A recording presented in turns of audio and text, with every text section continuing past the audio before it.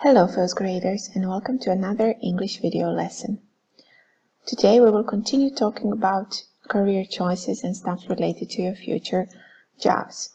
The title of today's lesson is Your Ideal Future Job.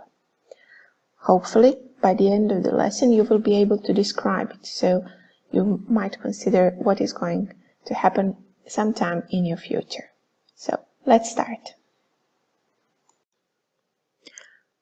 For this video lesson, you're going to need something to write on and something to write with. You will also need a tablet or a computer with internet access. From time to time, I will suggest that you pause the video and do the task on the screen.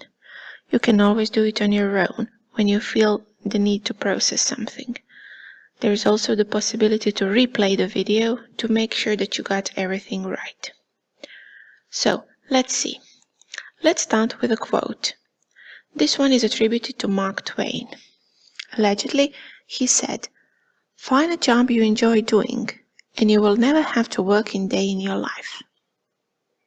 What do you think this means? What do you think he wanted to say by saying that you will never have to work and you will have a job at the same time? Of course, what he meant is that a job we like won't be a burden to us. It will improve our quality of life and we will live so much better. But when we say find a job you enjoy doing, what do we actually mean by that? What is a perfect job, an ideal job for us? Well, I suppose we won't all agree on that. Here are some of the answers. For example, it says a perfect job is the one that makes you happy and gives you a sense of fulfillment. This author also claims that money isn't important. Another one says that a perfect job is not the same for everyone, that it depends on what we like doing. Also, there is an answer which says a perfect job is one where you feel satisfied and look forward to going to work. And the last example says that a perfect job is the one where you make a lot of money, but you do not need to work too hard. So, these are some of the sample answers. I suggest that you pause the video, follow this link or open this QR code and complete the task. Write your own explanation. What is a perfect job for you? So, now you have seen what a perfect job is. But how can we find it? When we want to find an ideal job, where do we start? What do we need to consider? And who can we ask for help? You're going to listen to an interview with an expert. The woman in the interview is going to give certain tips for finding an ideal job. Before you listen, you can read the text and try to put it in the correct order, because if you follow this link or open this QR code, you will find a mixed up text which you need to organize.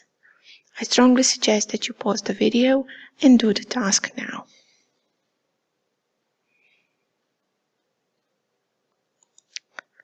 Let's listen and check your answers. List all the tips the expert gives while listening to the interview.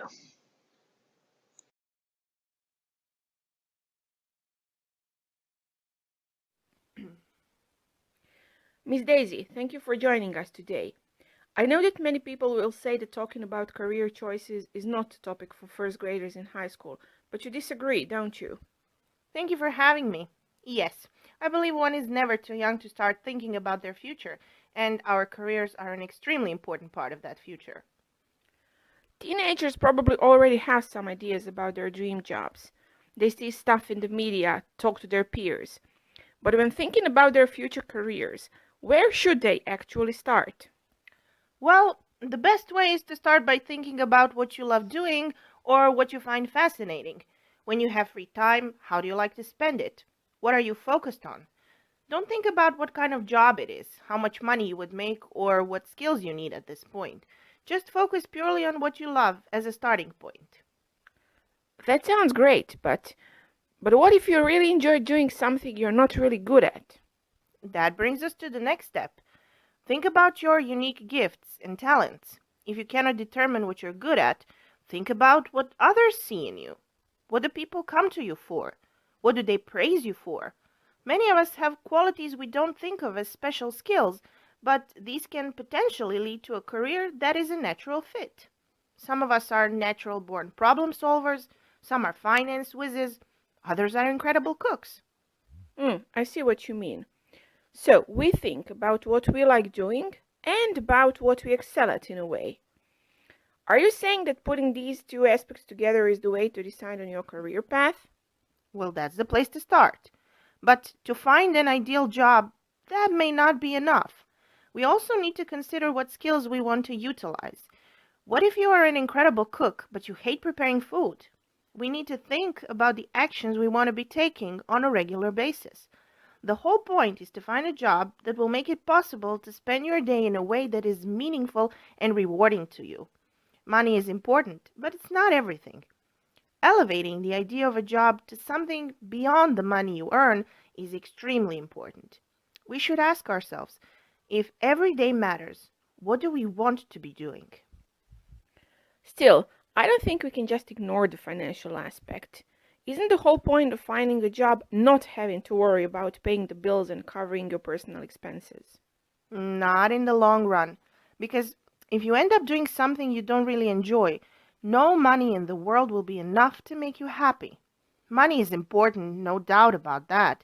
It is also a motivator for a period of time. But having some other factor that inspires you to get out of bed in the morning is essential to job happiness. What would you do no matter how much you are being paid? That is the litmus test for job satisfaction. And does it have anything to do with our character? I mean, personality traits and stuff like that. Is that important? Definitely. Finding a job that matches your personality type is a crucial factor. An introvert is highly unlikely to be satisfied and successful in a position that asks for constant social contact with a number of people. Just like an extrovert probably won't flourish working all alone in some basement archives. These are just the examples, perhaps a bit far-fetched, but you get the point. Well, thank you so much. You've given us a lot to consider. But that's not all. There are a few more things one needs to have in mind when deciding on their career choice, but I'll emphasize just one more. The type of work environment. Would you like to work alone, in a small team, or in a big company? What kind of location are you looking for? Are you ready to commute? This is something we cannot ignore. All right, another aspect to keep in mind.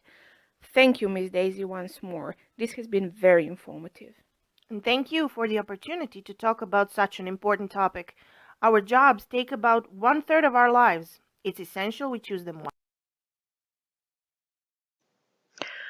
I hope you managed to list down the tips the expert gave in the interview. If not, you can always replay the video and listen to the interview once again. Now, let's see. Let's study the expert's tips. Put them in the order based on your own ideas of what is the most and the least important thing when finding an ideal job. Try to add at least 2 more things you find relevant when choosing your future career. Pause the video and do the task. Here is another task. What do we need to do when finding an ideal job? Follow the link or open the code and you will get to a task which checks for your reading and listening comprehension to make sure that you got everything right in the text. Pause the video and do the task now. Now, we are going to move on to a speaking task. You are going to describe your ideal future job. Do you remember? That was the outcome we set for today. So, in order to describe your ideal future job, you have to start by stating what it is and describe what you would be doing. You should explain why it is an ideal job for you, and you should base your explanations on what you have heard in the interview. Speak for at least 3 minutes, and use the rubric to assess and improve your talk. You can see the speaking rubric here. It refers to the contents, to grammar, pronunciation, vocabulary, and fluency. The descriptors in the rubric can help you improve your talk as you work on it. If you follow the link, you can use it to download the rubric and use it for future reference. And finally, before we finish, let's put a minute aside to wrap it up. Which 3 adjectives would you use to describe today's lesson? Write them down. And finally, let's do some self-assessment. How do you feel about describing your ideal job? Are you happy or satisfied with what you can do? Are you somewhere in between? Or is it better not to ask altogether? Think about what you have done and how you can make it better in the future. This is the end of today's lesson. I hope that you have enjoyed it and that you will join us again next time. We will continue talking about a few future careers. Enjoy the rest of your day. Bye-bye.